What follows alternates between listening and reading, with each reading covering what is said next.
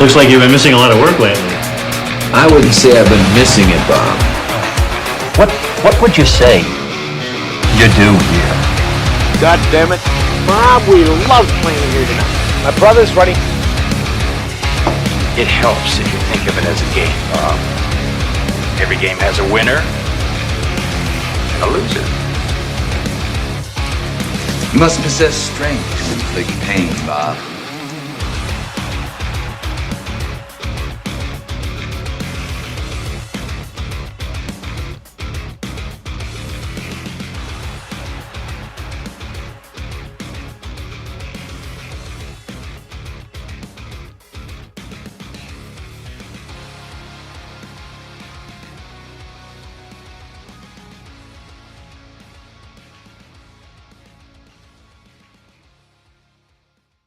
And we are live, the Two Bobs cast. Welcome to episode 72. We are here once again live on a Tuesday evening. This is like a couple Tuesdays in a row for us. This is right. This is getting to be almost like a regular thing. Let's not break the habit. Oh, too soon? No, just don't yell at me for what I've done, okay? All right. I appreciate it. Your points of authority. Anyway, so you had to keep going. I would stop. So anyway, last week we were at W. So of course this week we're doing the most famous X band that we know. Yeah, Zero. Yeah, right. That's right. Static X dude. That's now Wayne Static. Now goes by Zero with Xero. an X. Which this band was originally called. So that it actually works in a weird way. It kind of does. We didn't even think of that. So yeah, we did. Come on. Oh, sure. So, well, yeah. So we didn't. Again, an X band, pretty much impossible. So we went into our bag of tricks as always, and we decided to. You decided. Well, I picked a bunch of bands, and then that's true. You kind of helped me narrow it down. But we decided. We wanted to pick a popular band. We wanted to pick something from a letter that we beat down, right? I mean, there's certain letters we're going to run out, and there's certain ones that I don't think we would ever run out. Yep. So we stumbled across Linkin Park, of course, in their almost 55 million monthly listeners on Spotify. It's just absolutely insane. It's twice as much as I think our next biggest band that we've done. I was kind of looking through some Bon Jovi, Metallica. It's twice as many as those. Oh, yeah. It's crazy. This band is just world famous, huge. As big as we think they were over here in America, they were probably just as big everywhere else. Yep. But anyway, we'll get into that here in a second. How you doing, Mr. H? I'm here again with my partner and missed all that, so I want to know how you're doing. I'm doing good. I'm doing good. It was a good memory lane stuff listening to this from 25, 26 years ago, and brought back floods of memories and feelings and all that. So I got lots of notes. Yep. Lots of things popping in my head. So we get into it. But it's been good. Good. Yeah, I'm with you here. A lot of emotions all around, and while some podcasts may shy away from controversy, not the Two Bobs. We're going to give you our true thoughts on everything and everything along the way. And, this band took a lot of chances basically along the way. Many, unapologetically in a lot of ways. Yeah. So we will break all of it down for sure. The studs. Absolutely. So I'm just going to get it out of the way right now. It's a really sad story what happened to Chester. It is. I'm just going to say to everybody out there right now, I'm not going to lecture anybody, but man, if you're feeling, just get help, and I'm not saying he didn't, but but it just goes to show you, right? Like this guy had everything, he had, that doesn't really matter. It didn't matter, right? Like to everybody else, we're outside of it, looking at it like why? Man has everything. Right? That's not it, right? He had a family. He had kids. He had one of the biggest rock bands ever. all the money you could ask for, and the guy still was just sick, obviously. So anybody out there, just ask for help. I mean, that's all I'm going to say. It's just a really sad story, and what you leave behind, I think, is always going to be tougher, right?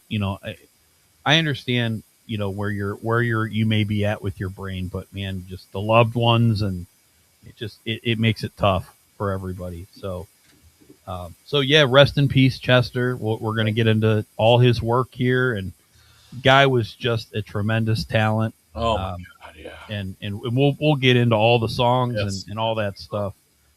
But anyway, just to me, that's been all week listening to this stuff. It's just my mind has been going in that direction. Like, man, I just any of my friends, any of my family, like, just talk to somebody, right? Like, they're the ones that are going to be left behind being sad, and missing you and missing his voice, and the fans all, and I'm not comparing it to his family, but Right, sure. obviously that's a totally different thing. But anyway, so past that, let's get into the music.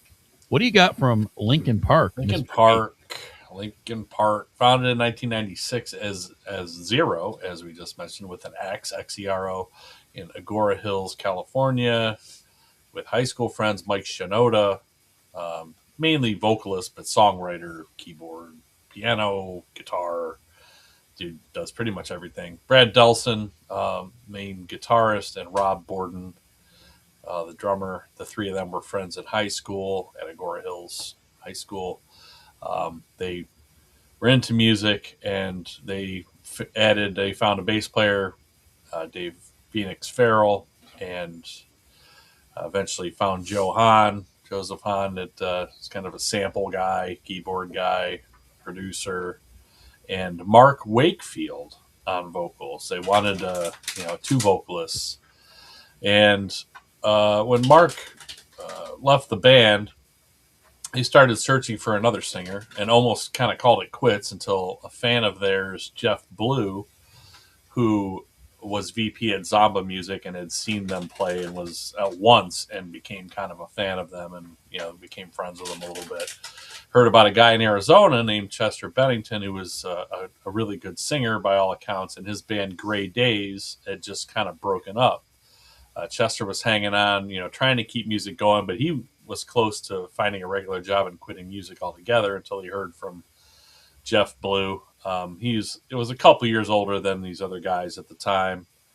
Jeff sent him some tracks, and he's like, I don't know. I was already in a band that, Gray Days was sort of kind of going places before, regionally before they broke up. And he was like, I don't know, man. I don't know if I want to, get involved with some teenagers. But then, Jeff sent him some music, and apparently on one side of the cassette there was some vocals on there from Mike, and on the other side was instrumental. So he said that he was kind of intrigued a little bit by the vocals on the one side, but then on the other side he's like, okay. So he took it into a studio. He obviously, they had recorded some stuff for Gray Days, and he went into the studio. He knew some people, got some studio time, recorded some vocals kind of professionally over the tracks that he was sent to him, and was sending it back to Jeff Blue.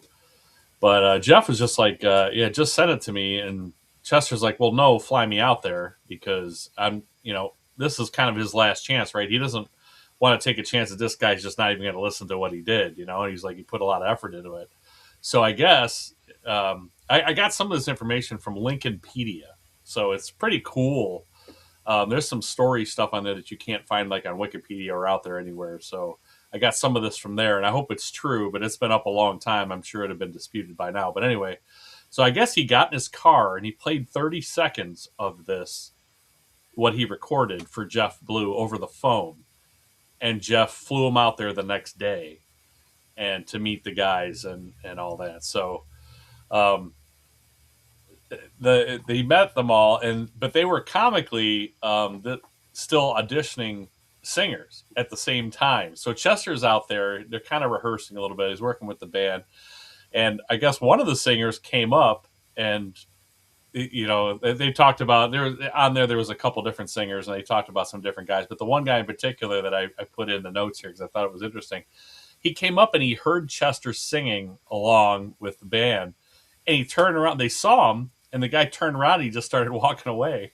And Chester himself, I guess, chased him down and wanted him to come back. And the guy said that they'd be idiots not to keep Chester. He's like, I don't have a chance. I don't have a prayer to join this band if you're the guy they got. So, and he said, and if those guys don't keep you, he's like, call me up and we'll form a band. So I thought that was pretty funny. But anyway, the fit was perfect, and the rest is history, really. They reworked some past songs that they did with Mark Wakefield, who still has a couple writing credits on the first album, too. They changed their name to Hybrid Theory, and then finally changed their name to Linkin Park, and got signed to Warner Brothers record finally after every label pretty much passed on them. In part, they got signed to Warner Brothers because Jeff Blue, who was VP at Zomba, left there and was now VP at Warner Brothers, and just kind of kept bombarding everybody with they need to sign this band. So they finally signed them, and they got in the studio and recorded an album that would change their lives and the lives of many other people forever. So, so now we're arrived at Hybrid Theory, the album Hybrid Theory, which was the former name of the band. They decided to name the album Hybrid Theory, and it came out October 24th, 2000. And there are 12 songs on here. This was produced by Don Gilmore. This is just an absolutely killer sound on this album. It's an absolute kind of headphone masterpiece. I mean, it sounds amazing. Almost all their stuff does, regardless of who produced it. For me personally, this is kind of a defining album of my lifetime. You know, an album that helped me kind of heal. It thrilled me. It made me think. This album has affected me like few other albums have in my life, and I still love this album to this day. I bought this album because I happened to be at Best Buy the week it came out. It wasn't even the day it came out. It's just the week, sometime during that week. And they had what seemed like 1 million copies of it. They were everywhere around the store. There was like a whole section in the CD section where it was all Linkin Park. And then I'm like, what? I hadn't even heard a song yet. I'm like, what is this Linkin Park, you know? Well, it was $9.99, first of all. And all the CDs back then, I think, were like $13.99, $14.99. I'm like, well, it's less than $10, you know? I'm like, what the heck?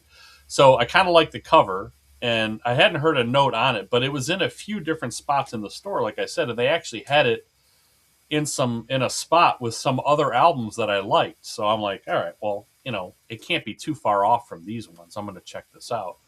So again, everywhere I went in the store, it seemed like this album was in front of me. So I just bought it. And then once I put it in the CD player, I couldn't stop listening to it. I mean, I was hooked absolutely immediately. So, and one of the reasons for that was Chester effing Bennington. I mean, this guy, it's just, there's not enough great things to say about how he sings. I mean, it's greatness, really. I mean, it's like the guy has like 3 different voices, and sometimes he can even sing in a way that makes him sound like he's singing a harmony with himself. Like it's unreal. There'll be no one like him ever, and there never will be. I mean, he can't be copied. We'll get to that later. But I know every word, every song on this album. This album also kind of blows away some genre labels. Like it kind of rises above that because it's so good that it sold so many copies, and it just rose above, you know, the rap rock or the new metal or whatever they want to call it. It almost didn't matter. It was just Linkin Park at that point because it was that good, you know. So the first time I got to see them, after I had listened to this album for probably like 2 or 3 months straight, in February of 2001, I'm sorry, I took a couple of friends with me to Pittsburgh to see them at the Metropole in Pittsburgh because they weren't coming here, and they came with Taproot and Alien Ant Farm on this little tour they were doing. And, you know, me and my friends, we kind of liked Taproot a little bit too, and Alien Ant Farm had the Smooth Criminal out, you know, so it was an absolutely incredible experience. I mean, they played the entire album, this whole Hybrid Theory album, except for Cure for the Itch, which is the instrumental near the end, plus the song And One and High Voltage. They played those songs as well, and they were absolutely amazing. Like, they blew us away, and I'll never ever forget that. It was in this like little club And I was so glad that I went out to see that, because it wasn't long after that you weren't going to see him anywhere small from then on, you know. But this album, like I said, it's absolutely great. So I don't just want to go through the hits. I mean, I love every song on this album, so I wanted to cover some of the deeper ones that have more meaning to me. So With You and Points of Authority and By Myself. By Myself is a big song for me, as you know, lyrically, and you know the whole feel of the whole thing. Forgotten and Pushing Me Away. I mean, I just love this whole album. I really do. I never skip any tracks on here. This is an A+ album. It's one of my favorite albums of all time. So this is easily number one in their catalog for me. And I can't say enough of great things about this album. I don't want to say everything, so I want you to talk too. So yeah, I could go on and on and on about this album and the next one, really, but more so this one. Just the point I was at in my life and things that were going on at the time. Like this just hit me in so many ways. It was fantastic, and it brought some of that back this week listening to this. I mean, I probably listened to this 4 or 5 times over the last week. I just couldn't stop listening to it. Like I'd listen to this and I'd listen to something else, another one of their albums, and I'd go back and listen to this one again. Like I just couldn't. I mean, it helps it's 36 minutes or whatever too. So, but anyway, this is A+ number one for me easily. What did you think of Hybrid Theory? Yeah, I guess my story with this is pretty much similar to yours, right? I mean, I think I first saw the video for One Step Closer on MTV or whatever, and then I was just like blown away, right? Like again, like this is the time of, I think, Significant Other for Limp Bizkit just came out. So I mean, this new metal type rap singing thing had been out, but when Hybrid Theory came out, to me it moved everything to a new level, because it felt more it felt more what's the word I'm looking for? Like it seemed real. Like to me, it didn't seem like, I don't know. Not that Limp Bizkit gimmicky or like kind of cheesy in a way.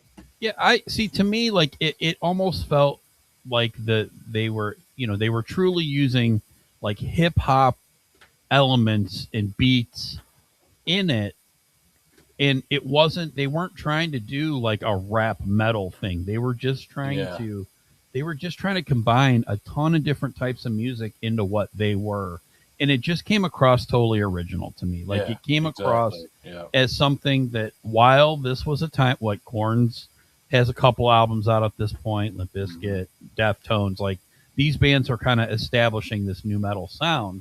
But then here comes Linkin Park, and it just sounds totally different to me. These songs are catchier than any of the Limp Bizkit stuff. It's super catchy, and that's the Chester effect. And you nailed that, right? I feel like they set a good background with Han and obviously Mike Shinoda, who obviously is detrimental to their sound. Writes a lot of their music. You know, he's a lot of the background stuff, and he does the rapping. But it's those fat choruses that there was something about this album. It was just special. It was like the perfect time in my life, and probably yours too. It was what I wanted to hear, and I didn't know that it existed. Right. Once, like you said, once he threw this in, it was just never coming out. All my friends talked about it. That's all we wanted to talk about was Linkin Park and this album, and everybody I knew was just keeping it in their car stereo, playing it on loop. So yeah, just a lot of memories with this for sure. I kind of did a cop out for this podcast. To me, it's literally impossible to rank these first 2 albums. To pick one of these 2 is I don't know. Like I honestly don't know. So to me, they're both perfect albums. I think both the first and second album, while the next one we're going to talk about is certainly a little more polished. I think this one almost helps that it's not polished. It's like almost a perfect circle between the 2. Like anyway, they're both A+ albums. Just to say right off the bat here, this is an A+ album, like you said. Every moment of this album is good. Even the instrumental "Cure for the Itch," I think, is cool. it fits. It fits what they do. I absolutely love every moment of this album, from the beat at the beginning of Paper Cut to the very end of Pushing Me Away. It's just a perfect album. Every part is singable. Every part is the rapping into the singing. It's just a really, really special album. One Step Closer is an iconic song, right? All their hits off here. The TRL stuff during this time, they destroyed those. The Crawling video we probably saw a billion times. Once In the End got popular, like that, everybody knows that song. It's just iconic. So, you touched on some of the side, the more deeper cuts, but this all great. Every single moment of it is great. I love A Place for My Head. That is, I remember hearing that for the first time, and it never felt like that before, where, the whole buildup of, you try to take the best of me, go away, until it ramps up, and it's chaotic. It's great. And you always feel what Chester's feeling when he's singing to you. Right. And it's, a lot of this stuff is hard to listen to now, because he talks a lot about these themes of, drugs and depression and all these things that, knowing what we know now, it took you in the head of him, and just really sad, but really powerful at the same time. Like, this was not lyrics of just somebody writing stories of things. Like, he was singing about what he felt, and, he took that darkness and made it amazing music. So I love it. Hybrid Theory is perfect. It's 1/2. If I have to pick, maybe I'll say this is number 2, but it doesn't deserve to be number 2. 1A and 1B. These two albums are just iconic, but it's an A+ for me as well. And again, if I have to pick, I'll put it at 2, but it's everybody else is probably 1. So that's where I'm at. Yeah. A couple of things to add to that. One, I guess points of authority. There was a little story about Brad Delson and how he recorded this guitar riff that he came up with. He recorded it in a couple of minutes, and then he went home. Mm-hmm. And then Mike, being the kind of studio rat that he is, like he kind of stuck around, and he was playing with this. He found this clip, and he was playing with this riff that Brad recorded. And I guess he took pieces of it and he rearranged them. And that's like what you hear now, to the point where Brad had to relearn how to play the riff that he just played, because Mike had moved it around. And Brad Delson himself called Mike Shinoda a genius, and said that he was like Trent Reznor level, like musical genius, like that he could take anything and arrange it in a way that it sounded amazing. So, including his own riff that he had to relearn, which I thought was really cool. Yeah. And another thing that I read too was that Mike and Chester wrote a lot of lyrics together. Okay. And Chester had said that Mike had a way of, like, he would have Chester like describe feelings of things that happened to him in his life. And he said Mike had a way of writing things down that was coming out of him, even if he couldn't put it into like words or like lyrics, like Mike could write the lyrics to how Chester was feeling. Like that blows me away that these guys could be so connected that Mike could write lyrics based on how Chester was feeling and describing how he's feeling. Like that amazes me. Yeah. It absolutely amazes me. So I just wanted to throw those things in there. It just kind of popped in my head as you were talking. But on we go to Meteora. This is now 3 years later, March 25th. There was some time in between albums from this band. You know, they had to do a lot of touring. I mean, they just blew up all over the world like immediately. So it was pretty hard for them to just sit down and write music. So anyway, Meteora came out March 25th, 2003. There's 13 songs on here. This is Don Gilmore again in the band. So again, there's more greatness here. I couldn't believe how good this album was. Slightly more rappy, I guess, but just another gigantic album for them. And I couldn't believe how great it was, because how could you write anything as good as Hybrid Theory, right? Like, I'm just waiting for this letdown. You know, there's so many times where I've loved a band's debut album, and almost every time, or even like their third album, and I'm just like, all right, the next one is just going to be right there, and I'm just so let down. Not in this case, man. Not in this case. I mean, Don't Stay, the first track on here, it just blew me away right away. I remember getting the CD the day it came out. I couldn't wait to get it. I mean, I had already downloaded it, honestly, so I'd already heard it.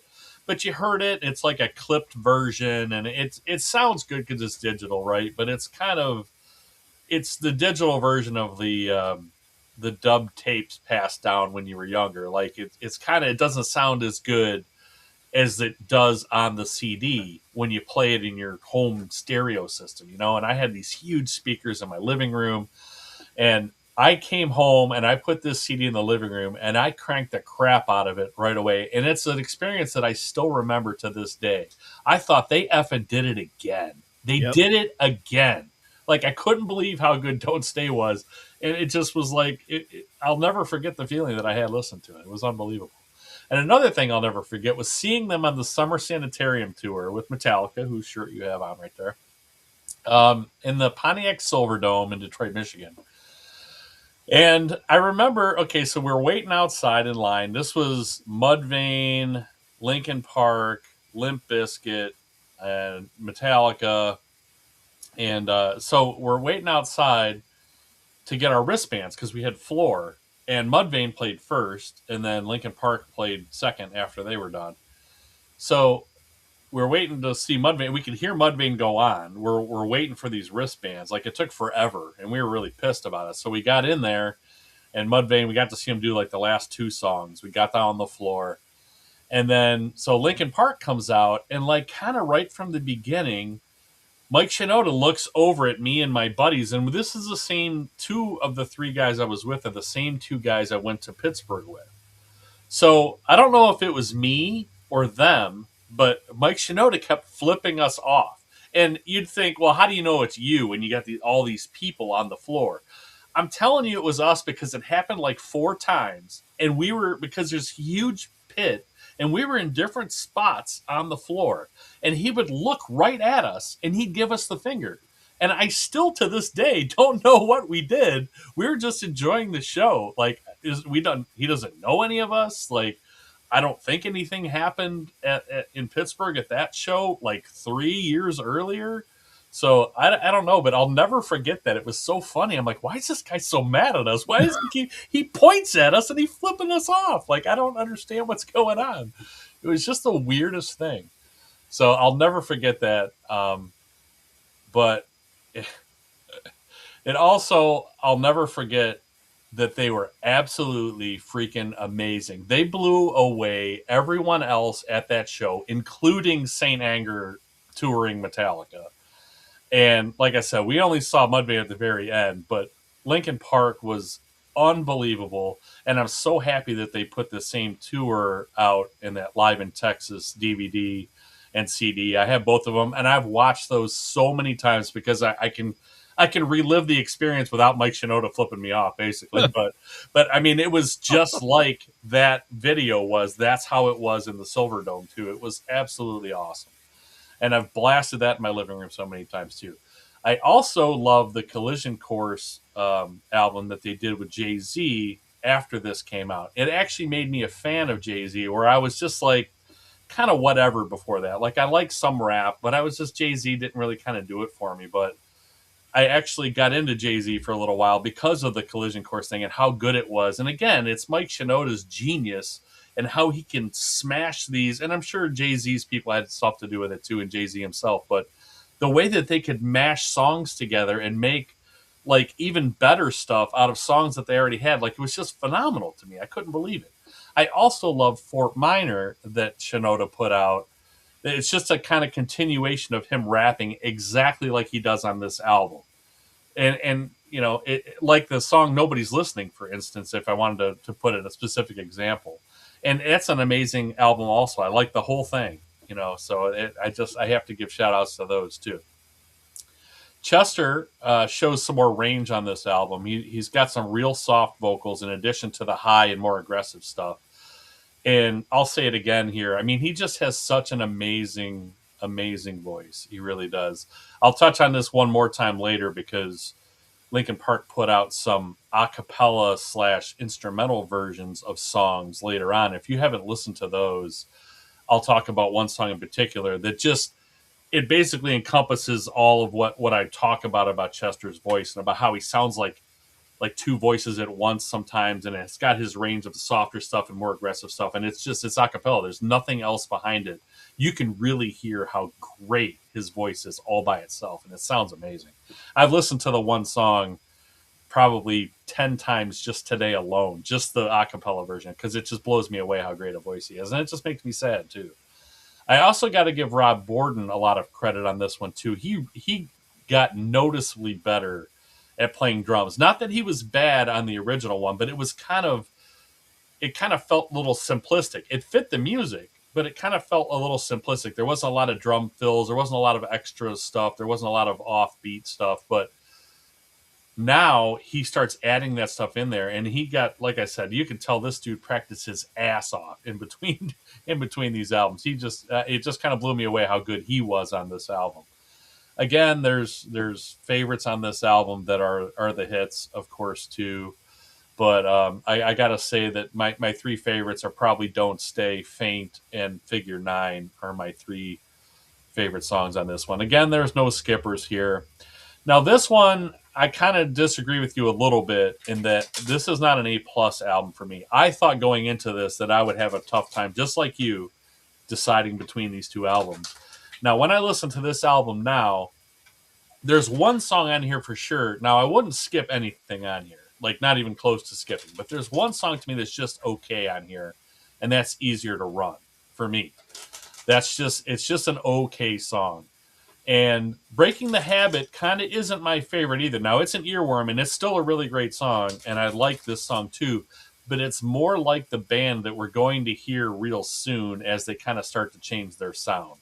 It's not heavy. It's more electronic and more production, but it's still a great song. And I still like that song more than a lot of this other material we're going to talk about coming up, but it kind of is leading down that road. So that one's not as high on my list, but it's just the direction that they're heading. And that's just the way it is. So, but I had this for that reason. I have this as an A and I have this as number 2, but it is really close.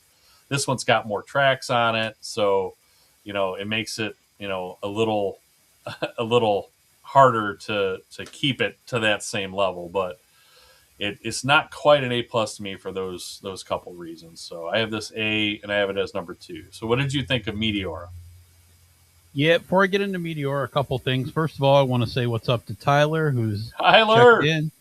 So he made a comment, also loves the Collision course. It was awesome. I totally agree. I love what they did with like Encore, and I liked how they would do like half a Jay-Z song and then into Numb, right? They'd go into, it was just amazing. Yeah, amazing. It was like the most genius thing that it was so good. I watched the video. They had a video for it on MTV, like a whole special. I've watched that thing so many times. I recorded it on VHS, I think, and watched it a million times, and then on my DVR. It was so good. And Tyler also, I've heard a couple tracks from him, so we might have some stuff coming out from Tyler here pretty soon. Yes, we will. So hopefully we'll be able to plug some more of that stuff. We heard he did this cover, and I won't even spoil it to anybody out there, but man, it's killer, man. Killer stuff. Killer. Yes. So good stuff. So I'll leave it at that, and then again, we'll have some stuff for him we can plug here shortly. But Meteora, and I do want to also shout out that they did a remake album of Hybrid Theory, which is called Reanimation, that I thought was freaking awesome. It was so good. Basically what they did was they took every one of the songs from the first album and they basically redid it as if it's a brand new song. Now, some of them it's more subtle. Like there's a few things, but you could hear what song it is. But a few of the songs, like it's like the same ballpark, but they did something totally different. But it was it tidied me over actually for a little while. Because because Hybrid Theory came out in 2000, and then we got Reanimation in 2002. Then finally Meteora we got, in 2003, and it was a little bit of a time. We were all dying for something new. Oh, yeah. So absolutely Meteora, as I kind of alluded to earlier, I love this album. To me, they took everything that they did on their first record, and then this album it just amped it up to me. I think they got a little bit, like you said, a little bit more rapping, a little more hip hop infused, a little bit more polish on some of the beats and things like that. But I absolutely love it. This one again never left my CD player for a long time. I think the difference just between me and you on these is the songs that you don't like, I think, are some of Chester's best sung stuff, which to me makes me love the song, especially Easier to Run. The bridge towards the end of it where he's just singing his ass off. To me, that's same thing kind of with Breaking the Habit. It's the vocals are so good that I just it makes me love these songs. So yeah, me personally, I don't see a weak point on this album. I love everything about it, which is why, again, it's a second A+ for me. I love it all. The heaviness of Faint and Don't Stay, and the opposite of that, right, with Numb and Breaking the Habit, even From the Inside. Like, these are some of the best vocals Chester ever does, and the album sounds great. And to me, I almost think later on, like Rick Rubin, it's not that he makes it bad, because everything sounds pretty dang good. Yeah. But just something about the sound of this record in your headphones, it just sounds perfect. It, like, if I was going to do an album, I would want it to sound like this. It's just, they're so creative. It was just so different than anything else that I had ever heard. I truly felt like Linkin Park at this point was just something so rare that it was like no other band like it. There wasn't like 10 bands in the genre. It was just basically them because of the vocals, plus the pure hip hop vibes that you got with this, and the beats were good. And you could even hear some of like the horns and the different instruments. It almost sounds, I know they have a lot of like Asian inspired instruments and a lot of this stuff, which again, Mike Shinoda is, I think, half Japanese, I think is what his family is. So again, bringing that in, and it just sounds phenomenal. So yeah, I absolutely love Meteora. Again, first two albums to me, I could listen to every single song, and I think it's all perfect for me. So Meteora, again, the only reason I would maybe put it a little bit ahead of Hybrid Theory for me is just I feel like they took everything and they just made it a little bit better. You can't replace the feeling of that first record, but I think when you kind of mix it all together, it's like a 1A, 1B situation for me. So Hybrid Theory and Meteora both are A+ for me. These are like the perfect albums. So of course nothing else is going to live up to it, but I love these two records. Always we both will have that in common for sure. Yep. Always will. Yep. Yeah, I didn't kind of really sour on the record as much. It's just Chester, he's so good all the time. It's kind of, not that I don't give him credit, but he's so good all the time. Like I said, even that song I'm going to tell you about later that I was listening to, it's like on way later album. And it's just, he's so good, and it never kind of wavers that I don't know. I go back and listen. I'm like, yeah, he's amazing on those songs, like you mentioned. And those are, maybe some of his best vocals, but like all of them are amazing. Yes. So like it never drops off with him. So I don't know. Anyway, on to Minutes to Midnight. So this is May 14th, 2007. So we got another 3 years, 12 songs on this one. Again, this is Rick Rubin, as you mentioned, not Don Gilmore, but Rick Rubin, Mike Shinoda. Mike Shinoda is going to be involved with production the whole rest of the way here. But you got a couple of Rick Rubins in here. Now, I don't really want to blame Rick Rubin, but, Rick Rubin's great at what he does. Rick Rubin's great at making whatever the band wants to do sound good, but I don't think he's good at like talking them into doing different things. Maybe I don't Yeah. know, but like so this starts to get away from the things that I loved about the first two albums. Now there are some fantastic songs on here too, some really great stuff on here, and this one kind of got even bigger for them after the first two albums, but for this one this isn't as good to me, and it's quite a drop off for me.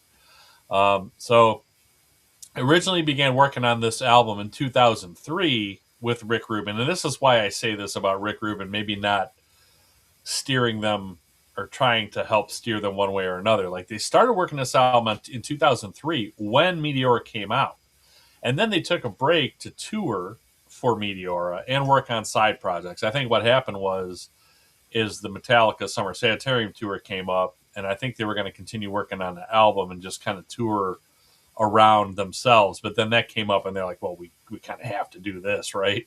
I mean, when Metallica comes calling, I don't know how you say no. Right. But so they got involved with that, and I think that it took some time. And then they got involved with some side projects also. So, and then when they came back to work on this album a couple years later now, they had a change in musical direction, and the album kind of kept getting delayed for unknown reasons also, which I still don't, I couldn't find any information on that. But this is kind of a pretty big drop off from the first two albums for me. It's much more mellow, and for me that starts to maybe equal boring in some spots. I commend them for being able to write music in other styles and be really good at it though, because this is really popular. So I know I'm not in the majority as far as the direction they're going, and me not being all that happy with it. So I know this just got even bigger for them. So but it's just not the content or the sound that I really had a connection with, and I just don't feel the energy on a group of these songs, like Shadow of the Day and Hands Held High, for instance. I put in here as examples. Like I just don't feel the energy that was on the first two albums. But the band is so huge at this point, I feel like they could have put out almost anything and it would soar to the top of the charts, Like they were just so big. No More Sorrow is kind of more in the wheelhouse of what I loved about this band. This song just isn't as good as the songs on the first two albums for me. So there is definitely some stuff in here that kind of feels like it's maybe B grade stuff that isn't as good as the first two albums, but still has that same kind of sound and kind of immediacy and heaviness to it. So it's not like it's not on here. But this album also kind of towards the end for me, this one kind of goes out with a whimper. Like the edginess that they had is kind of gone in the last like 4 tracks on this album.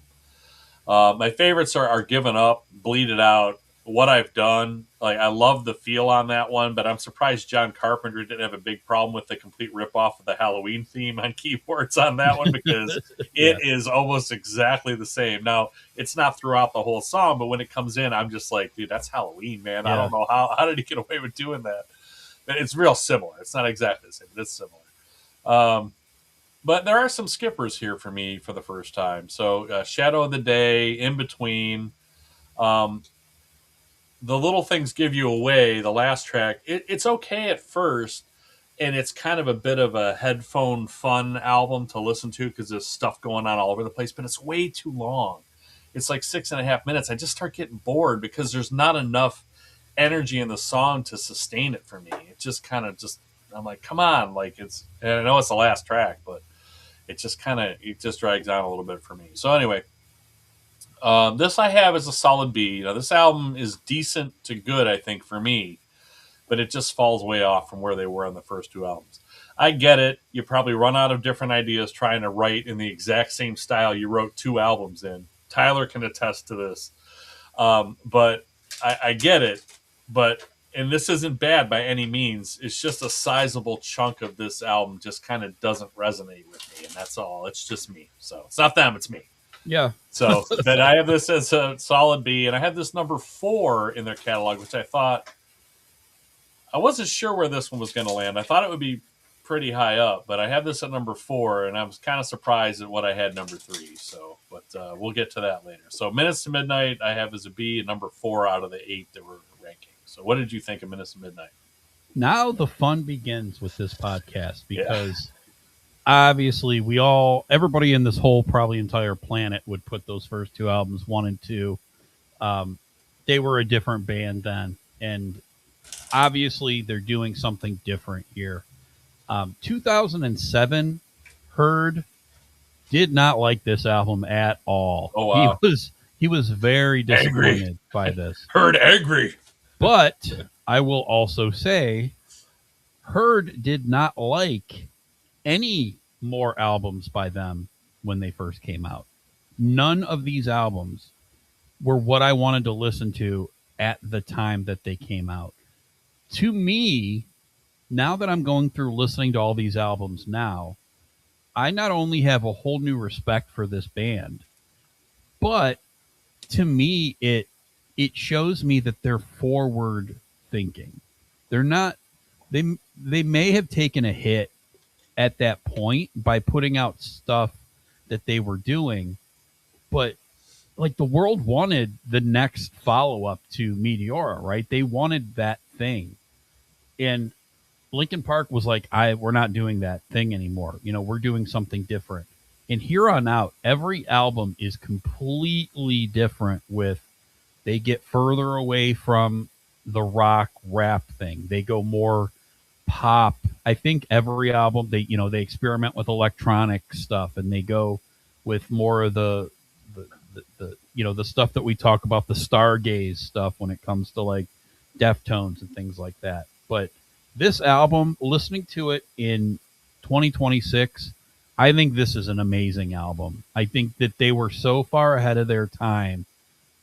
I wasn't ready for this, in 07. Like my brain, I was too young. Like I didn't appreciate what they were doing, but now listening to it, I really like it. Now it's not a perfect album, but by all means, I agree that I feel like it runs a little bit out of gas towards the end of this record. So, I really think that it's a banger of an album for most of the first half more. Given Up is great. Leave Out All the Rest, to me, I think is a freaking amazing pop song, because again, it's the reason they can do that is because of Chester, and his vocals can carry a song like that, right? Leave Out All the Rest, an emotional song. I absolutely love it more now than I ever did. I think it's phenomenal. Bleed It Out is great. What I've Done is almost like meme quality now because of the Transformers thing, that the whole Optimus, we are the Autobots, and then the Halloween theme, as you stated, comes on. Yeah. I love Shadow of the Day. I felt just like you when it first came out. But The Little Things You Give Away, I think, is another incredible song that I could not stand back in the day. The skippers that I have are very similar to what you were stating. Hands Held High, I don't like that one. I don't really like Valentine's Day, and I don't like In Between. Those are the three for me that are In Pieces is okay, not my favorite. But every one of the other songs I think is a banger to me. I think is either good one way or the other. So again, I was not ready for this in 07. I like it better in 2026. Okay, so it just, again, going forward, these albums didn't resonate with me right away. Resonate with me more now as an adult. One story that I have, and I think it's really interesting, is I don't have a lot of stories, on the podcast with meeting celebrities, with, getting to hang out with bands.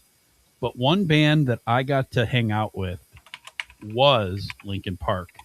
And it was an incredible experience for me, meeting them, because it was bizarre. So they were here at Blossom for Project Revolution 2007. It was right after this came out. It was them. My Chemical Romance had just done the Black Parade, so they opened up for them. And then it was a couple other bands. It was 2 stages. There was tons of bands that day.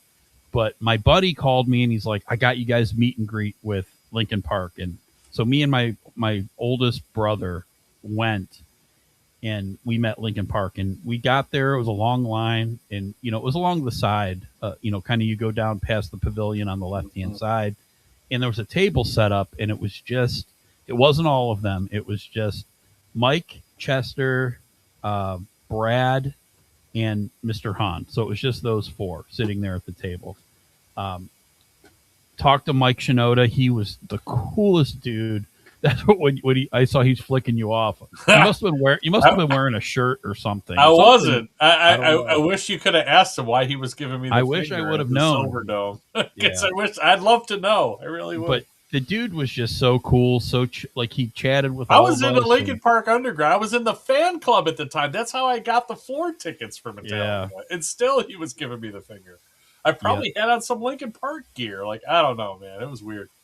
So, yeah, I wish I would have known at that time. But the one thing that I noticed, though, is Chester, man, he was odd.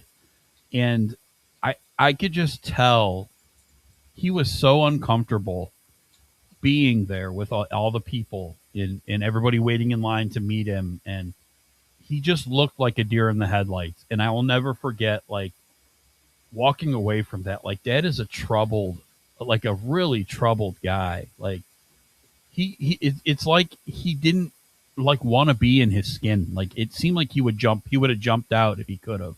He was really nice, and just meeting him, I never had been like, I just talked to some dude who wants nothing to do with being here. And I guess I just didn't know how right I was, with how depressed and what we learned later, basically. But I did meet Chester, and again, I don't have a lot of stories like that, so it was wild to me. The guy was just, again, you meet somebody, and like Mike Shinoda, you could tell he like wanted to be there. He was like shaking everybody's hand and high-fiving everybody and talking about like, oh, like everybody's like, oh, I love you, Mike. Like the fans are going crazy, and he's just like, you could tell he's like appreciative. But like Chester was just like, you could tell he wasn't comfortable with it. So I'll always remember that. Like, I always have that picture in my head of just him sitting there in that chair, just looking so whatever. Like, he's just like, this is too much. So sad. Again, a lot of moments go back to this. It's just sad. It's just really sad that somebody that's so, successful and everybody loved him, and he was not able to get past his demons. But again, great time, meeting them again. The guys were great. Everybody was super cool. So I was glad I got to have that experience. But yeah, Minutes to Midnight to me, again, something I appreciate more later. It is more pop, I guess, at times. It is more away from what they've done. And again, they kind of felt that rage early on. I didn't really care for it, but I do like it more now. It is my number 3. It is a B+ album, but it clear number 3 for me. I some of the stuff coming up later, it took me even longer to kind of appreciate what they were doing. But again, this is my number 3. I just think a lot of really, really good songs here. So, all right. Tyler, what they done, no pun intended. Yeah. Right. Yeah. You already used that line right before you got in here, but that's still funny. On to 1,000 Suns, September 8th, 2010, 15 tracks on this one. I say tracks. Rick Rubin and Mike Shinoda again. At the beginning of this album, I was kind of taking notes as I was listening to this one. This one and the next one have gotten the least amount of listens from me in their entire catalog. Yeah. This one I think I listened to once, and I pretty much swore that I would never listen to this album again because I really don't like this one. But that tells you pretty much where I have this one ranked too. Yeah. But at the beginning of it, I feel like this is a band trying to be an updated version of U2.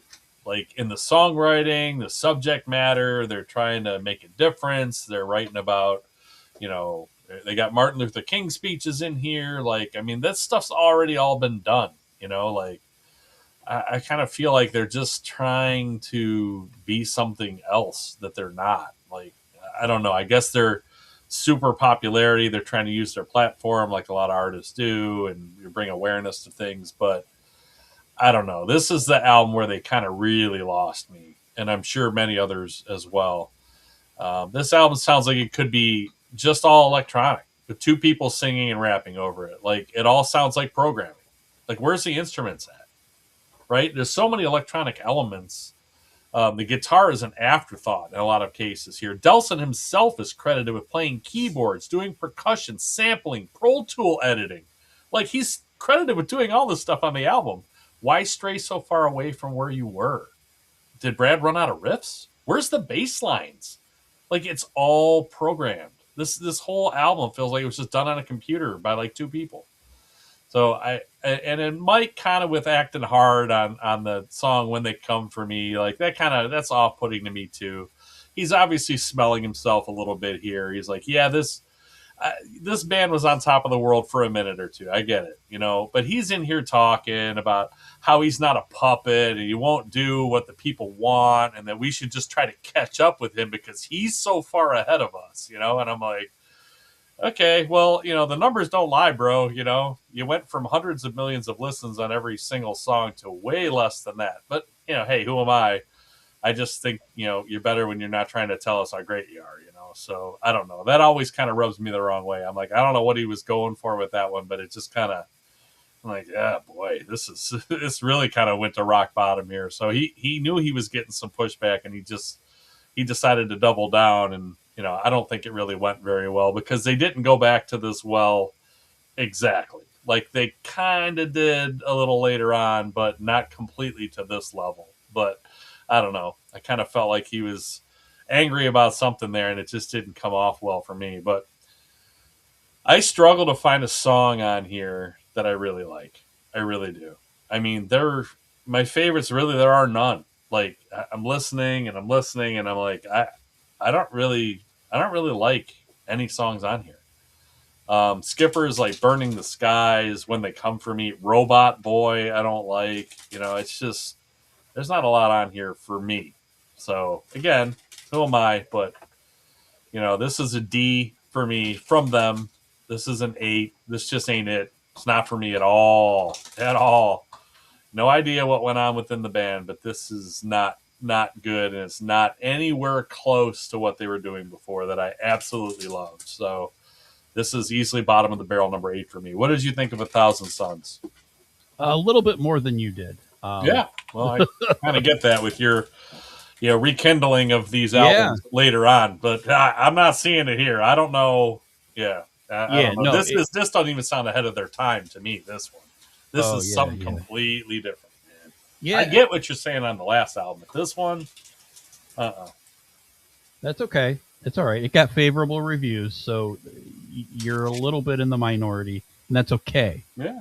I was in that too. I never listened to this again after the first time I listened to it. So my reaction was not very different than yours. When I heard it, I was out. Again, I was kind of out on this band. I had only seen them twice in my entire, I'm sorry. I forgot. I seen them at Ozfest on the Revolving Stage tour. So I only had seen them 3 times in my life. So I seen them once for Ozfest. I seen them once when I just talked about Project Revolution. And then this came out and I really had no really want to see them again. They came in 2008 to Blossom and I did not go. Yeah, it wasn't for me. But listening to it this week, I did find some areas on it that I liked that I didn't before. I kind of, and again, I kind of make fun of this too, so I'm almost making fun of myself. This reminds me a lot of what Radiohead did after they put out a few rock records. They went a totally different direction. And a bunch of people thought they were geniuses for it, right? And I didn't really see, and I think maybe I was too young to see it, but I don't know. Maybe I outlived it. But when Radiohead was putting out the Bends and they put out whatever the one, Paranoid Android is on OK Computer, I was okay with those. Then they went to like Kid A stuff, and I think we joked about it before, a lot of beeps and boops, and that's kind of what I think they did here. And I didn't get it. But again, listening to it now, I've actually liked some of it. As an album, listening to it, it's very ambient. It's very there's a lot of stuff in there that annoys me, like probably the same stuff that you did, right? Where it's a lot of stuff. I'm just like, it doesn't really work for me. I do like some of the instrumental passages. I do like some of the songs on here. Uh, First, "Burning in the Skies," I really, really like. Um, Once we go to "Waiting for the End," I think is a phenomenal song, and again, Chester steals the show. I do like "Wretches and Kings," and then I like the very end of this album. I think it's actually pretty good with "Iridescent," into the instrumental "Fallout," into the Catalyst, the "God Save Us Everyone." Um, Again, I found a new appreciation for the album. I still don't think it's fantastic. I appreciate that they tried something new. I think they reined it in more in the next album, more fusing what they did with this album, fusing it more with what they did previously. But "A Thousand Suns" for me is going to land in at number 6, and I have it like a C plus. Uh, Again, I probably would have given it a lot lower of a grade prior to this week, but I kind of get the whole listening to it all as a whole project. I give them a little bit of credit for trying something new, and it worked, in some ways for them. But yeah, not obviously this is not the same band as we were listening to the first couple albums. So, it's for somebody else. It's probably not for me. It's definitely not for you. Um, but again, number 6, I don't think I think they have worse stuff coming out later, but this at least feels like they're trying to do something new. Struck out a lot, but I do appreciate more of the songs now than I did before. So, "Thousand Suns," number 6, and a C plus. All right, on to Living Things. June 20th, 2012. 12 tracks on here. Another Rick Rubin and Mike Shinoda production. Still sounds very electronic. At least there's some guitar in here.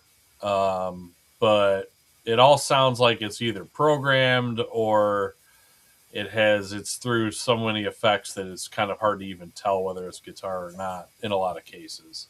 It's missing like that signature tone or sound, and kind of change, and it changes from song to song. Like you don't have a guitar player that you're like, okay, that's Dimebag, that's whoever. Like, sure, yeah, that's not that kind of music. The tone is not there, right? Like, so it's so, but it felt like it was there on the first 2 albums, right? Like, he still didn't have like a signature tone, but it all, it had the same sound, so it's just this, it just keeps changing. And I'm like, what happened to the guitar that was in part of the song earlier? Now it's not there, and it's not there for the next 5 songs. Like, I'm like, I don't know, just the stuff that I like isn't there. So of course I'm not going to like it as much. Sure. It's just the way it is. That makes sense. So much overproduction, and the part of it is I don't think they need it, But I mean, they've always had the production, even on the first 2 albums, it was there,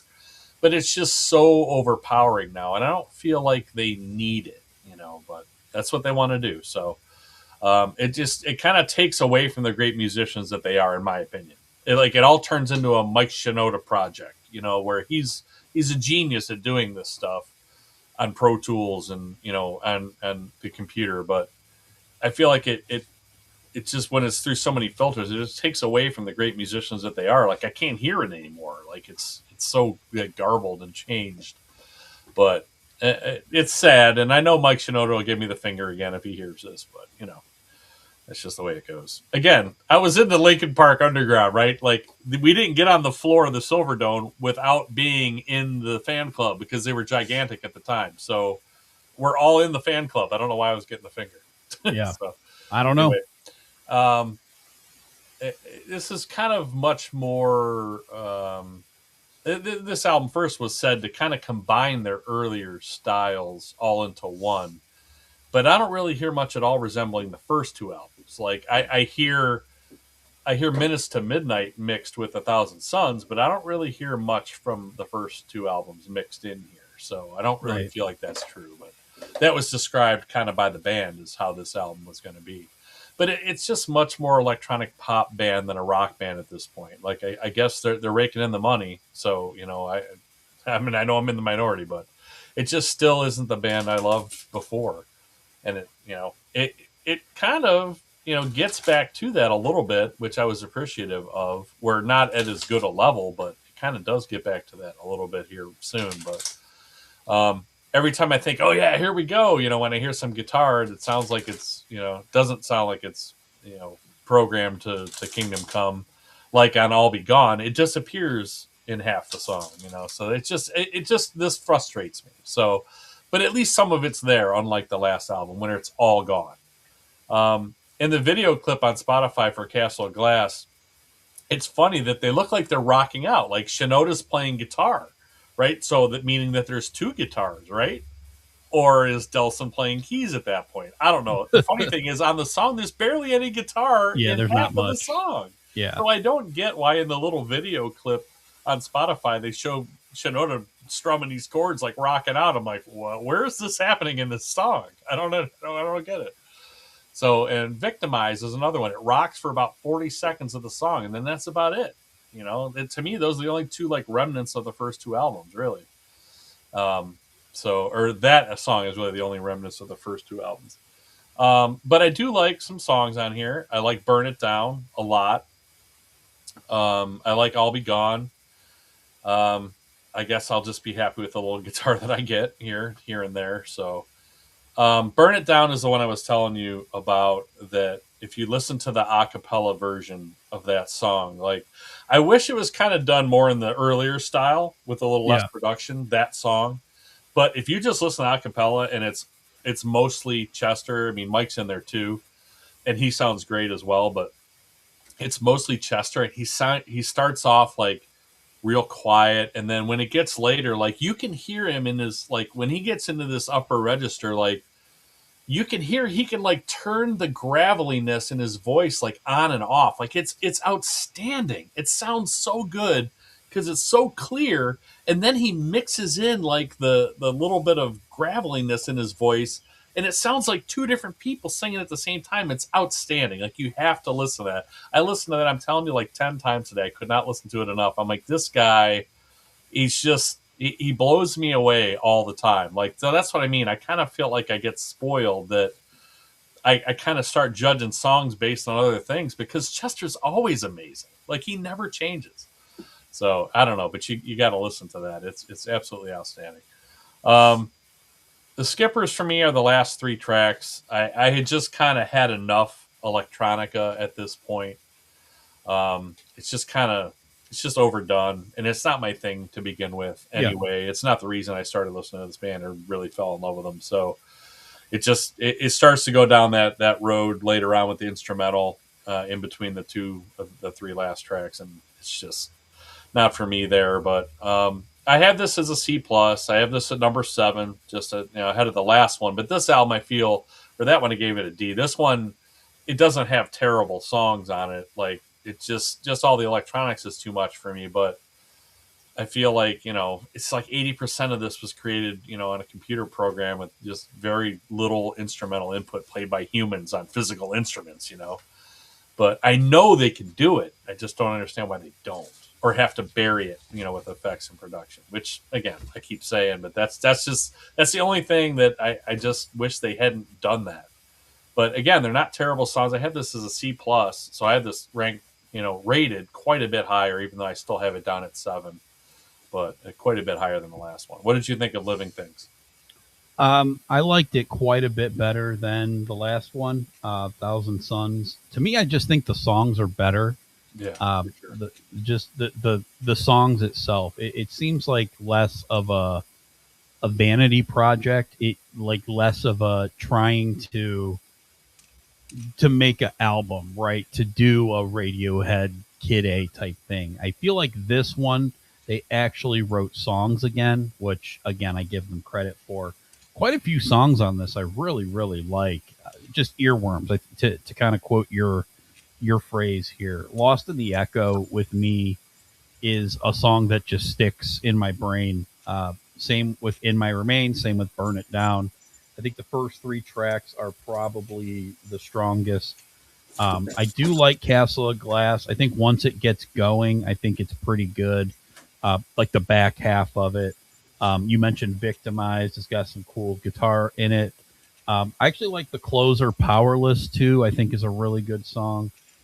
They do have a handful here. Roads Untraveled, Skin to Bone, Until It Breaks. Not my favorite stuff.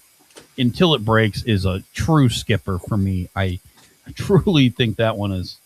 It's a lot of. It's a lot of where they're going. Where I don't where they even go after this. It to me is even more questionable. Where it doesn't fit me. Kind of like what you're saying, where you're at now. I at least like these songs. I at least think that there's good songs on this record. Uh, to me, this is number 4, and it's real close with the next record we're going to talk about. Those are my 4, 5, and I think those are good for some reasons, bad for other reasons, and kind of flip flopping with it. I think the production here is good. Your point is well given about the guitars. I think maybe I just listening to it this week have just kind of surrendered to that. That's gone. Um, let's just look at the songs, and I just think But the it's songs not, here. though. No, not fully, not fully, yeah. but yeah. But Living Things to me pretty good. Again, just to your point, like there's nothing as good as those first 2 albums, and it's not even anything in the hemisphere of it. So it's really hard to rank these albums because it's different. Every Different album's like degrees of, it's a different genre. It's a different thing they're going for. But this one I do like a bunch of the songs. So Living Things for me number 4, and I guess like a B minus is where I'm at with it. So. All right. So where you were at with that one is where I'm at with this next one. So the Hunting Party for me, this is way more up my alley. This is like the first 2 records light. Yeah, it's so guitars. This is a lot of guitars. June 17th, 2014. There's 12 songs on here. This was produced by Brad Delson and Mike Shinoda. And Delson describes this album as rediscovering his love for playing guitar. I'm guessing after his fascination with keys and programming and Pro Tools. And Shinoda called this one just a straight up rock record, which you can't say about the previous 2 albums. Correct. At all. True.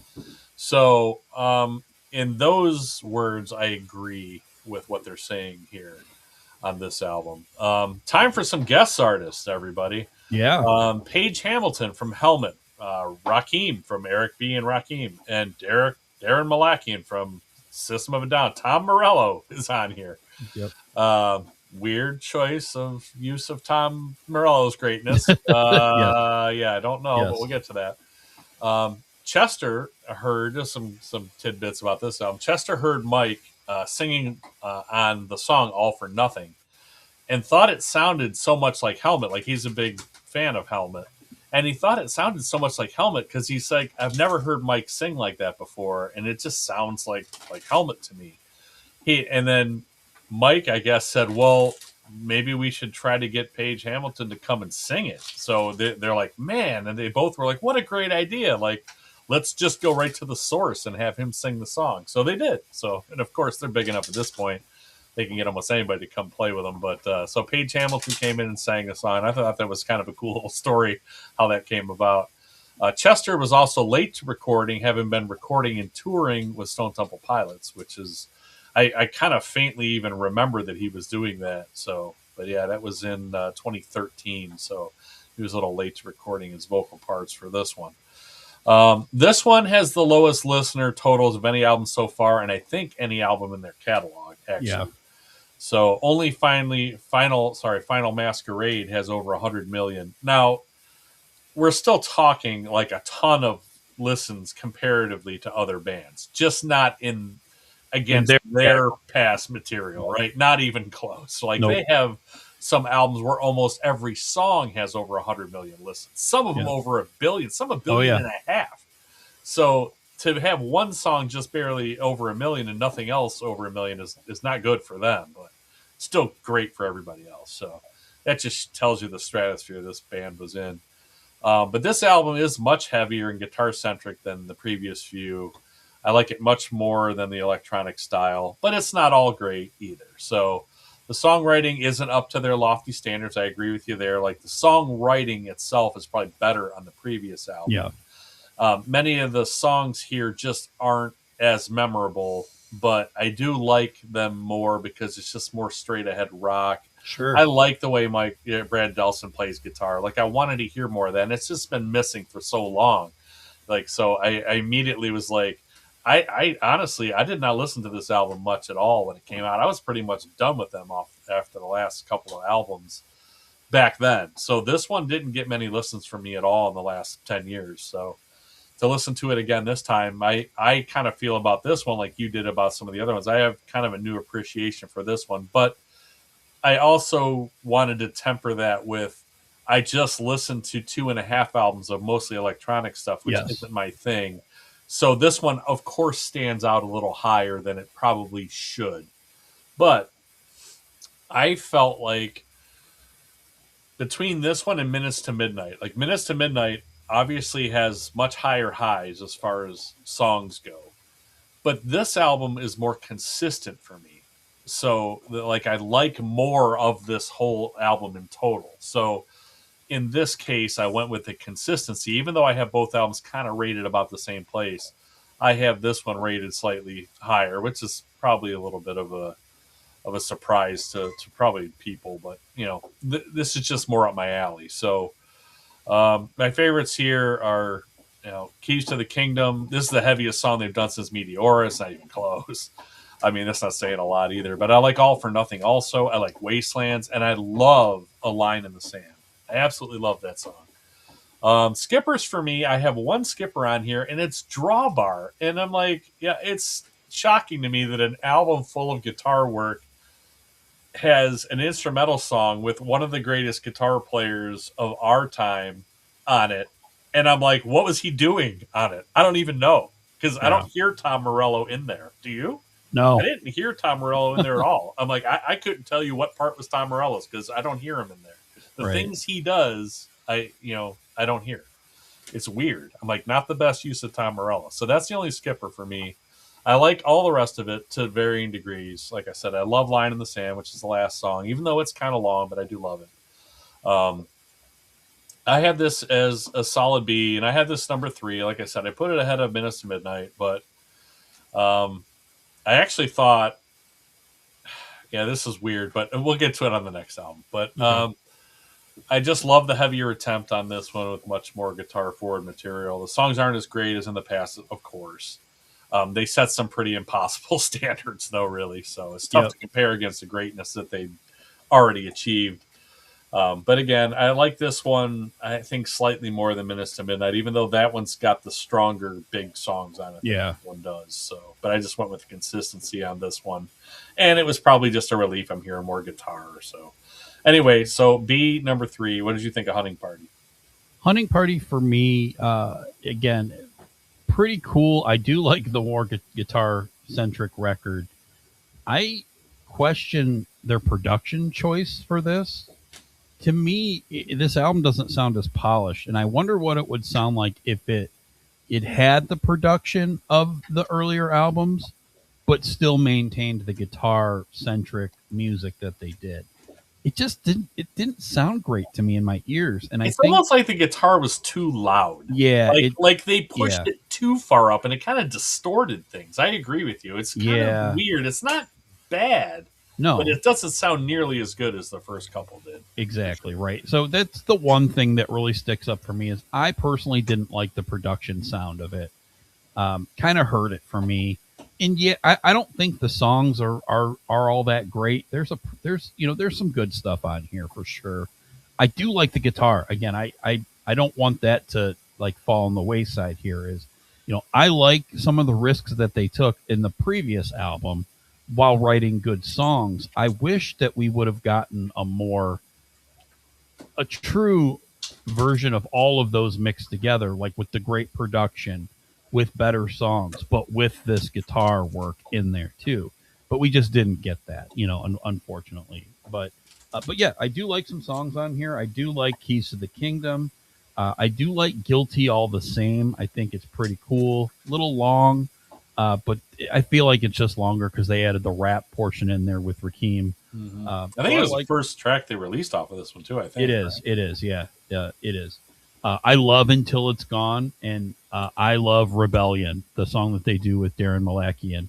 I think it's sweet. I think it's cool the way that they added, unlike the Tom Morello song where you can't hear him, you could hear Darren all over. You definitely can. It has a System of a Down sound to it. It does. That's a guy who has his own style and kind of tone, and you can tell kind of when he's playing guitar because it sounds a different way. Absolutely. And then I love the final 2 tracks, The Final Masquerade and A Line in the Sand. Line in the Sand is so good. Just a really cool closer. So again, I really like The Hunting Party, and I wanted to like it more. Going into it, again, I knew that this album existed. I had heard a bunch of songs on it. I think Octane played a bunch of it when it first came out.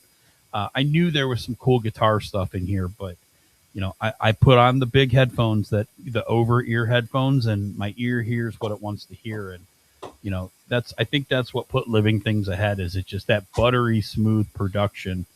And then this one, it just kind of beat my ears up a little bit. It doesn't really flow in my ears to where it feels comfortable, And the first 3 Linkin Park albums are so well produced and sound so good, especially the first 2. But I thought Minutes to Midnight even sounds fantastic, in your ear. So absolutely.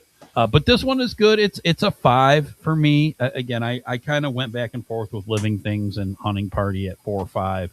They're both about B-. I think they both have lots of pluses and lots of minuses. So I'll just put this at number 5 now and a B- for Hunting Party. All right. Interestingly enough, this album probably could have used Rick Rubin, to be honest with you. If they were going to do this and this was that their mind was set up and this is what they're going to do, they probably should have just brought him back to produce it. It would have sounded, as good as the other stuff did. Yep. So maybe they, they pushed it a little too far and they could have used some more Rick Rubin. Didn't think I'd say that after the last 3 albums, but I think that's probably a good thing here. All right, on to One More Light and the sadness that follows. June 19th, 2017, 10 songs on here. Back to kind of short and sweet, 35 minutes. Once again, this is very sadly the last album for Chester Bennington. Also the last album for Rob Borden on drums. Although it sounds like they basically replaced him with electronics for half of these albums. It really did. So it's a shame because he got really good, when you can hear him actually play in between the clicks and clap tracks of so many songs, which there is no shortage of on this album. So there's a lot more of that on here. Back into the pop realm we go. Gone is much of the heaviness and the guitar, sadly, again. But that will return again also. They are in good form, though, with their songwriting on here. So where I really didn't like 1,000 Suns, because they're just, I'm going to sound like I'm speaking out of both sides of my mouth here, because I didn't like 1,000 Suns because it was so electronic and so produced. Now, this album is too, but there are some catchy-ass songs on here that I cannot get out of my head when I hear them. So, but I also, for some reason, whatever headspace I was in 2017, I liked this album a lot when it came out. Now, I've kind of gone the other way on this one where, you were saying those other earlier albums you didn't like and you kind of have come around and you kind of see what they were doing and you kind of like them. This one I really liked. And going into this listening, I hadn't listened to this album in a while. Part of it is because of the sadness, of Chester being around, and it just, listening to him just sound great makes me sad. So I really hadn't listened to this much in the last 4 or 5 years. But I listened to it a ton when it came out, and I really liked it. I'm like, man, there's some great songs on here. Even though this isn't the Linkin Park that I loved, I still liked some of the songs for what it was. So I thought they were back in good songwriting form here. I definitely do not like the chipmunk effect that pops up here and there, though. On Good Goodbye, Sorry for Now, you'll hear this high pitched. It's like they took Chester's voice and sped it way up. It sounds like one of the chipmunks, and it drives me crazy. I'm like, why do they put that in there?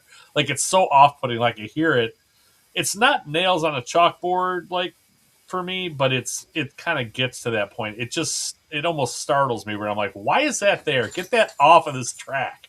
It drives me nuts. But again, it's probably just me. But an interesting choice, I thought, to start the album with "Nobody Can Save Me." It's just kind of a straight up pop track. But then, as you listen to this album, that's kind of what this album is, really. So I kind of wrote the note on here and I left it there. But then as I got like 2/3 of the way through this album, I'm like, I don't know. It kind of does fit with all the rest of the stuff that's on here. Like, there's no real banger to start the album off with because there just isn't one on here. Yeah. So there's quite a bit of that already on here. And so many guest writers on this album. Well, I don't understand it. Why did they, every song, there's a different guest writer. Why are there so many guest writers? Like, they've done such a great job of writing songs themselves, for better or worse. Whether I like them or not, electronic or heavy or whatever, metal, they've done such a great job of writing songs for the most part. Why do they need all this help all of a sudden? Why is there all this extra influence on this album? I don't understand that. I don't know why bands just decided. It's like they just had this giant collaboration album, and I don't understand why they do that. But anyway, I liked it way more when it came out than I do now. So it surprised me. There are a few great songs on here, though. I agree, but I'm just missing the guitar, and we're kind of back to overproduced. And that's just kind of where I came back to on this one, even though I thought I was really going to like this, because I'm like, oh, well, at least I know One More Light. I like a bunch of songs on there. Well, it turns out I really like 3 songs. Really. Yeah. And that's Good Goodbye, Battle Symphony, where it's not a rock song at all, but it's so catchy. And One More Light it's like the last shining star for Chester Bennington. It's an absolutely beautiful song. It's beautifully sung. It's all Chester. And he didn't write a word or a note of it. So I find that even more like it's what I was saying about him and Mike writing songs together. Like, it feels like it kind of portrays maybe what Chester's feeling, but yet he didn't write a word or a note of it. It's crazy. So, yeah, I don't know. At least it doesn't seem like he did, because it doesn't say anywhere that he did. But it's a beautiful song. It really is. And it's very kind of haunting and sad now. Skippers for me are heavy. I know this one was a real popular. I think it's the most popular one, the most played one on the album. I didn't care for that one at all with Kiera. And Sorry for Now, I didn't really care for either. It's a Mike Shinoda kind of only song. And it's just, I don't know. It's kind of, it just doesn't work. Like, I do like I do like his solo album that he came out with later after this album. Like, I do like that. It kind of sounds just more like older Linkin Park stuff, but so I like what he does. I just don't like that song in particular. But I have this kind of as a B-, number 5. I thought this would probably be up at like number 3 for me when I first started listening, but I couldn't be further off than that. Like, I don't really feel like this is down in the complete bottom. But it just didn't hold up as well for me as I thought it would. Maybe it was Chester's death and I cling to it a little too much or something. I don't know, but it doesn't sound nearly as good to me now as it did then. So I have this as B- number 5. What did you think of One More Light? Yeah, this one ain't it for me. This is my bottom. This is 8. Just to me, it's a hard listen, and it's not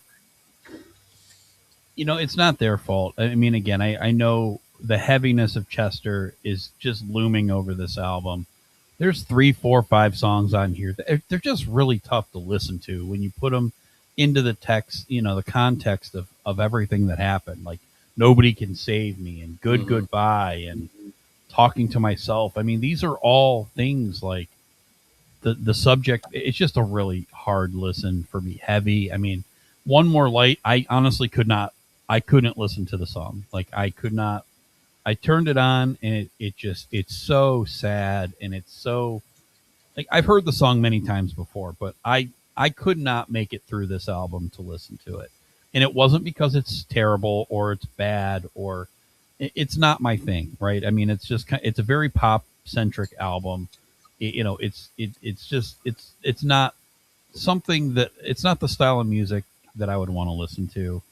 Um, I don't know. I don't really know. It's just it's really hard to give my thoughts for this album, but again, I think I just have to put it at 8. I think the only really good goodbye, talking to myself are really the only two I really like off of it.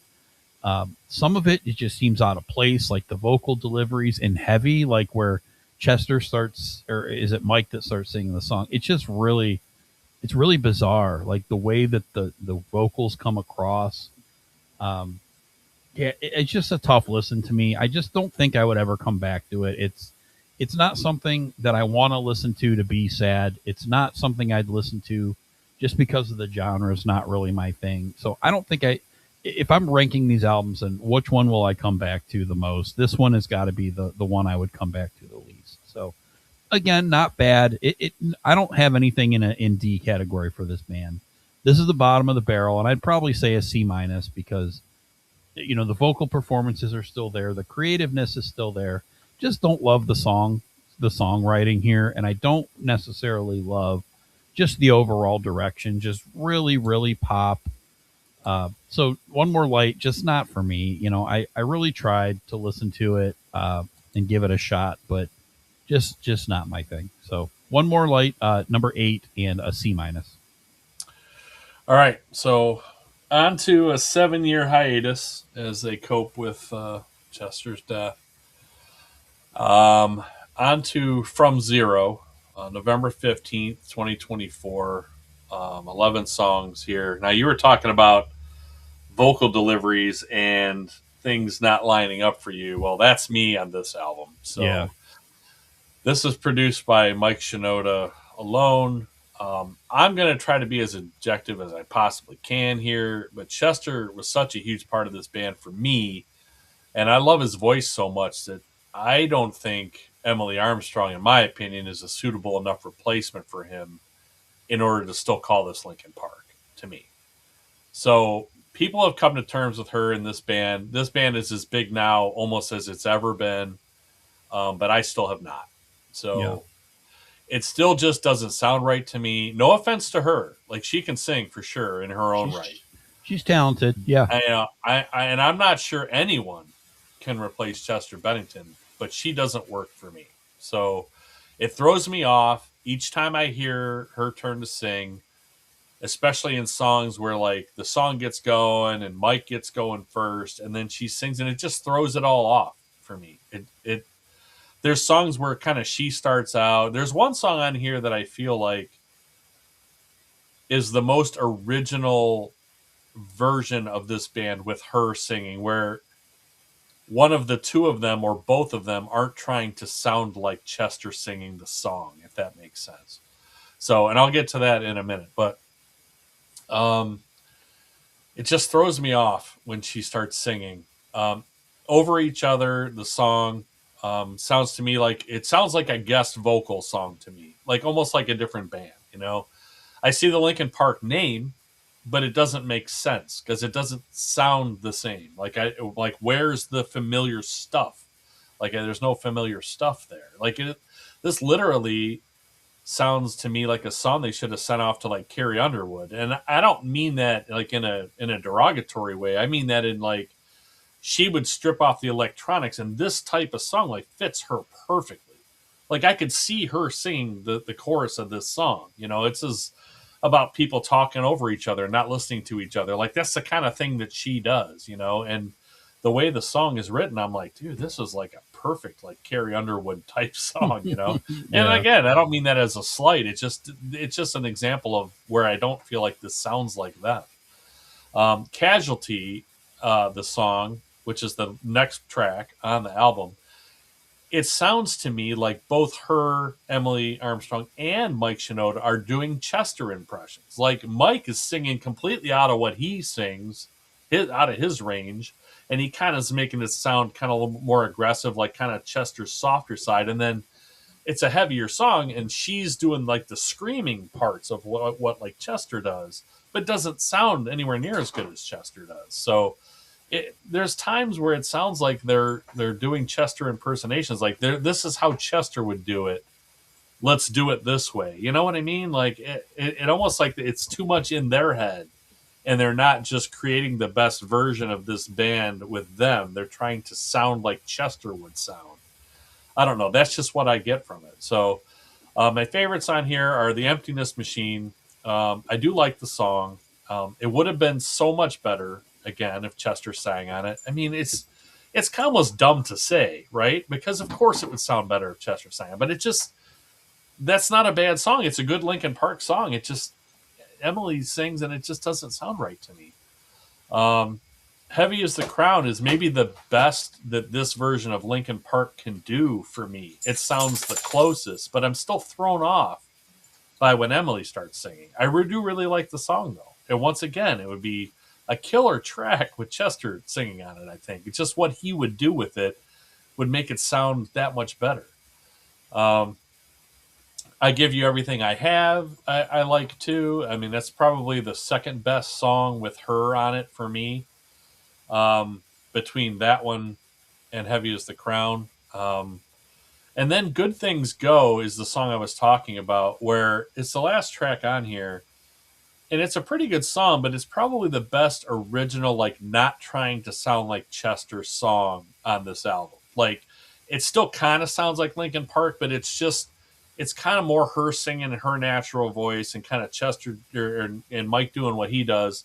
And it's just, it sounds more like I'm hoping that maybe this kind of wears off for me, right? And then the next album sounds more like stuff like that, where they're just, if they're going to continue on as Linkin Park without Chester, then write songs like that kind of fit her, so you're not trying to sound like what Chester would do. And that's just what I kind of kept getting out of this, and it makes me miss Chester more, you know. So I was kind of like that, where it was hard to listen to hit the last stuff he recorded with Linkin Park on the last album, but this one, you know, I kind of feel like, man, if Chester was doing this or doing that, and it was impossible for me not to think that way, you know. So, and that's not fair to her, but that's just the way I felt about it. So I have this one as a C+.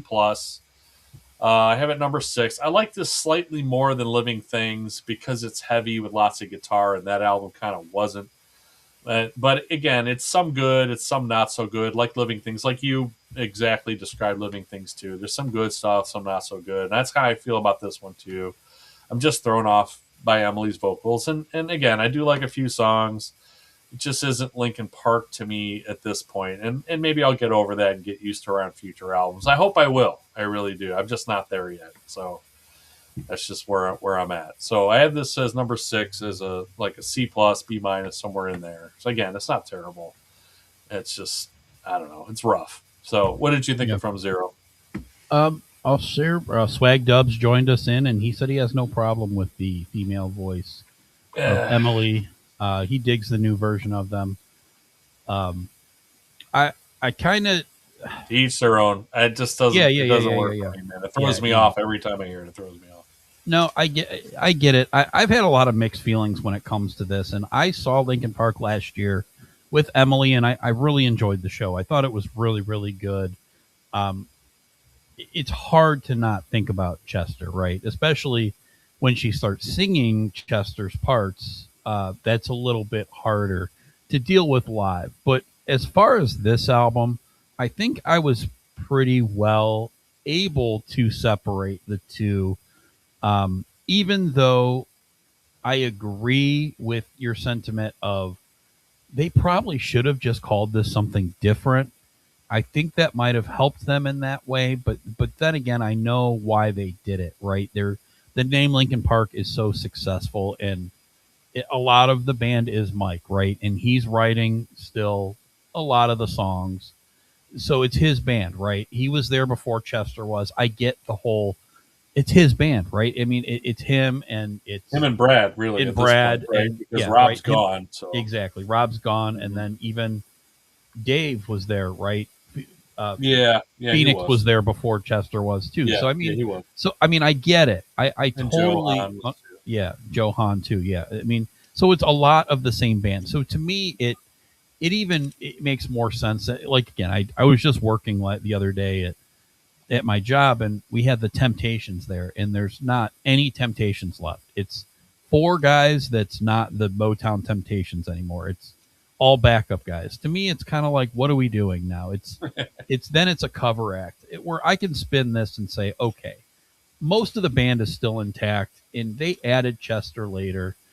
Now, a conversation that I'm going to have with, do I accept that I can look at this as a totally new band, even though it's still Linkin Park, or do I think that the songs are very good? And I think that's 2 totally different conversations for me. I don't think these songs are very good. There are a handful of these that I like, but only a handful of them. I think Emptiness Machine is an amazing song. I love that song. I don't care if it's by Linkin Park. I don't care if it's by Pink and Lark. I don't care who it's by. I love Emptiness Machine. And I love Heavy as the Crown. You mentioned that one as well.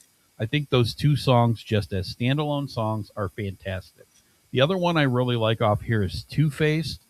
Really catchy. I really, really like the whole Two-Faced caught in the middle. Like, with Mike's rapping in the verses. I love it. I think it's fantastic.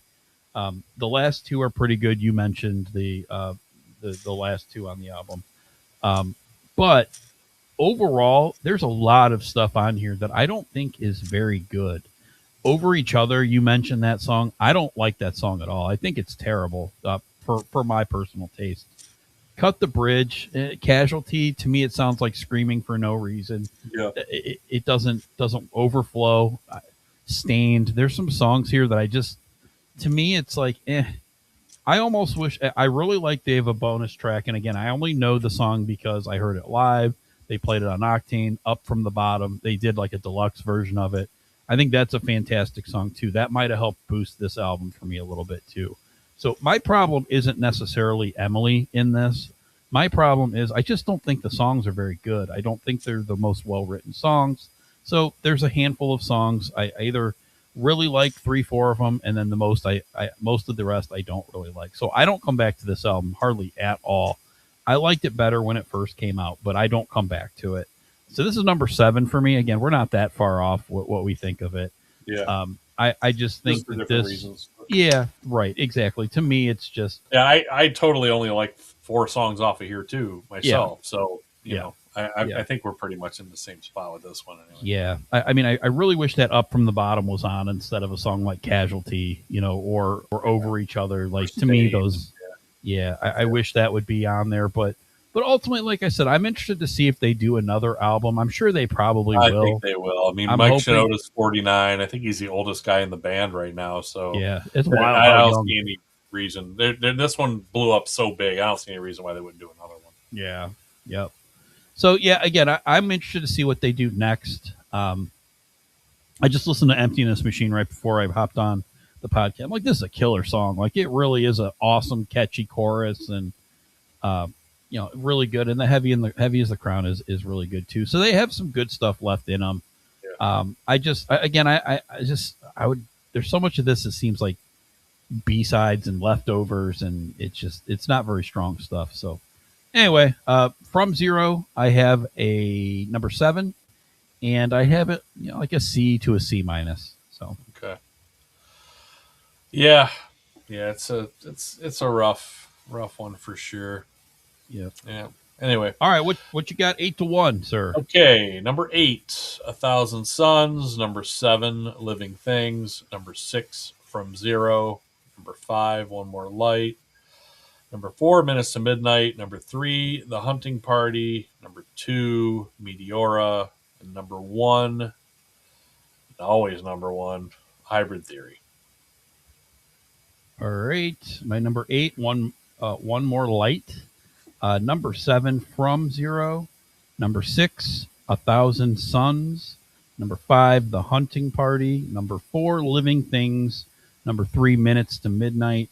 Number 2, I guess we'll say Hybrid Theory, but you can go to double number ones if you want. We've never done that. This is 72nd episode now, so if we can do it sooner. It's going to happen sooner or later. I'm sure. Yeah, I mean, Meteora and Hybrid Theory, like I said, are perfect albums to me. I could listen to either one anytime, in any order, in any time, and I would never skip a second of any of it. So.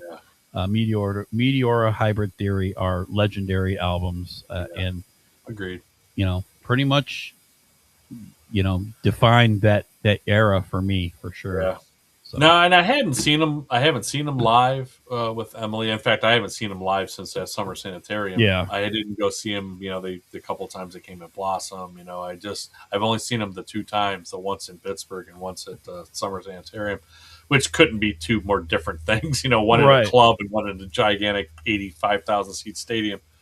But I have watched a million clips of them playing songs live, both older songs and newer songs with Emily, and I'm still not used to it. And then this album in particular, like I listened to it when it came out and I wasn't a huge fan of it. And I listened to it yesterday all the way through and I'm like, you know what? I'm going to listen to it again today just to make sure that I'm giving it kind of the proper. And I mean, I listened to this almost as many times as I listened to Hybrid Theory this week, just because I'm trying to see it in a different light. And I just can't do it, man. So I'm not there yet. I will get there, but I'm just not there. I think a lot of people feel like you do. And again, it's a really controversial thing. And people have thoughts and feelings about it. And I totally get it, and yeah, same dude. Yeah. We talked about that. I wish you were on when we first started because we both said the same thing. We bought it, put it in. He said like probably you and all of your other friends. He's like, that's all you guys talked about. That's all you listened to. I'm like, it was the same for me, man. Yeah, same thing. I couldn't get enough of it. Absolutely amazing stuff. All right, 55 million monthly listeners. I mean, these guys are just insane with their popularity. And as I said, again, they're just a worldwide phenomenon, and I think.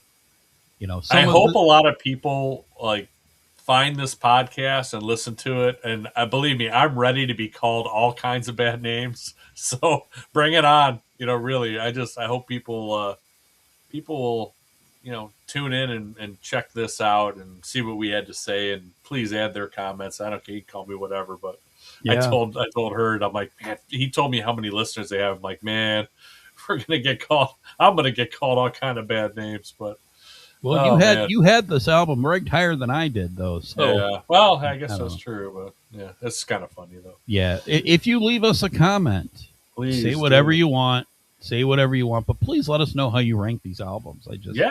I'm curious to know what everybody thinks of some of these albums that, again, I couldn't get into when they first came out. Now I have a little bit more of appreciation for some of them, especially Minutes to Midnight, right? Like. I didn't want to hear that in my early 20s, right? Like, to me, I wanted more Meteor. I wanted more Hybrid Theory. I didn't want Minutes to Midnight. But now, like, I understand it. Like, to me, I totally get it. And I get where they feel like they had to go someplace different and mature and all that stuff. So, anyway, I'm interested to see what people think of these, like, 1,000 Suns and A Living Things and Hunting Party. Like, these albums are just so different than what they started doing. I'm just interested to know what other Linkin Park fans out there think of these albums, Me too. But hey, thanks, Swaggy Dubs, and thank you, Tyler, again for tuning in and chatting with us. It's always fun. So I was kind of hoping with 56 million people. I even put out a couple posts on X trying to see if we can get some people in here to kind of shoot the breeze with us about this, but it didn't happen. But hopefully some people will tune in and leave us some comments. So absolutely. Great stuff, though. Yep. All right. Well, everybody, thank you for tuning in, and thank you for hanging out with the two Bobs. And as always, we will see you in the next one. Rock on. Looks like you've been missing a lot of work lately. I wouldn't say I've been missing it, Bob. What would you say you do here? God damn it. Bob, we love playing here tonight. My brother's ready. It helps if you think of it as a game, Bob. Every game has a winner and a loser. You must possess strength to inflict pain, Bob.